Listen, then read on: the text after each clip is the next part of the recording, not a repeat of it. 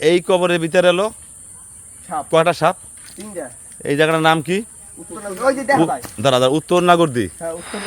উত্তর নাগরদী হলো মাদারীপুর রাজুর উপজেলার হোসেনপুর ইউনিয়ন। এই কবরের ভিতরে মানে কয়টি সাপ দেখছো? তিনটা আছে এখনো আপনার। এখন তিনটা আছে দেখা যাচ্ছে। আচ্ছা, প্রথম দেখছে কে? প্রথম দেখছে একটা বাচ্চা ছেলে, যে এই বাড়ির ওই হেন্ডে যাইতেছে, তখন এই উপরে ছিল। হ্যাঁ, উপরে ছিল। তারপরে এই কবরের উপরে ছিল। হ্যাঁ, এই কবরটা কার? এই কবরটা হলো এই বাড়ির এক কাকার। তার কি নাম ছিল? আব্দুল এলেম শেখ। আব্দুল এলেম শেখ। কত বছর আগে মারা গেছে সে? মারা গেছে কত বছর? 7 বছর হবে।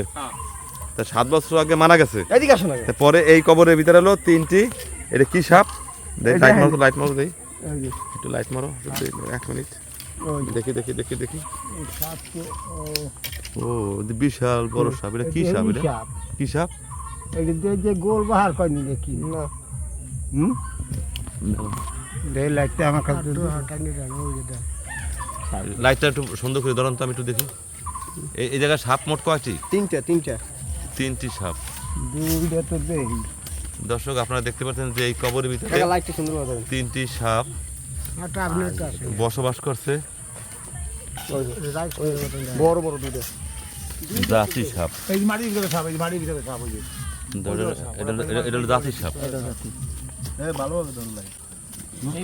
আগে ছিল হলো ওই যে মানে যখন দেখছে তখন ছিল এই কবরের উপরে ছিল। হ্যাঁ, তারপরে আপনার একজন লোক দেখে নিচে নাম গেছে, আর ওঠে নাই আজকে 2 দিন। আচ্ছা, 2 দিন যাবত এখানে এই সাপ অবস্থান করছে। হ্যাঁ, 2 দিন। আমি 20-10 সাপ। এটা দুপুরবেলায় ভিড়ি গেছি। তুমি দেখো কোনটা দাদা, কি এইটা হলো? ও এই যে এই তো সব। এই পাশে সাপ আছে কিন্তু দেখি দেখি ধরে ধরে কয়টা? দুটো আর এই পাশে একটা আছে। এই পাশে একটা আছে।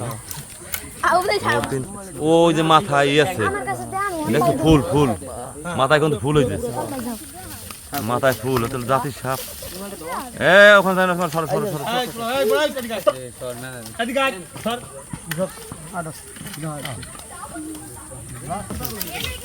সবাই করতেছে জাতি সাপ আপনার কানি কোন না, এটা জাতির সাপ। লাইট দাও দিন। এই যে আপনার ফোনে তো ভালো পাওয়ার। আমারটা হ্যাঁ, সেই পাওয়ার। বিশাল বড় হয়ে গেল। মাথায় ফুল আছে। সাপ দুটো অনেক বড়, কিন্তু বিশাল বড়। বিশাল বড় সাপ। নাই 10 হাত নিচে ভাই। কি পাসাত না? আপনাদের দাবিটা কি? বলো, তোমাদের দাবিটা কি? দাবি হচ্ছে প্রাণী সম্পদ মন্ত্রণালয়ের তা অথবা প্রাণী সম্পদ অধিদপ্তরের তা যদি কোনো ব্যবস্থা করতো, সাপটা ধরে নিত না, তাহলে আমাদের ভালো হইতো আর কি। এলাকার মানুষ, এলাকার সাধারণ জনগণ এটার জন্য আতঙ্কিত। কারণ এই যে আপনি দেখেন সামনে একটা বাইপাস রাস্তা, এই রাস্তা দিয়ে অনেক লোকজন চলাফেরা করে।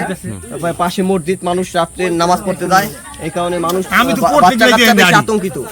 এই কারণে বাচ্চা কাচ্চা বেশি আতঙ্কিত, নামাজ পড়তে যায়, মানুষ রাত্রে চলাফেরা করে। এই যে ওপেন একটা রাস্তা, এজন্য সবাই আতঙ্কিত আছে। এজন্য আমরা চাই যে প্রাণী সম্পদ অধিদপ্তরে তা আমরা 999 ফোন দিয়েছিলাম।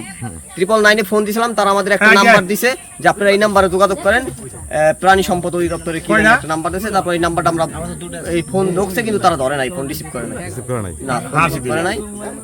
তোমাদের দাবি হলো যে প্রাণী সম্পদের লোকজন এসে সাপটা অথবা ফায়ার সার্ভিসে যারা আছে, যারা এই বিষয়ে আর কি অভিজ্ঞ, তারা উঠাই নিলে আমাদের ভালো হয়। এলাকার মানুষটা আতঙ্কিত থেকে একটু মুক্ত পায়। ধন্যবাদ।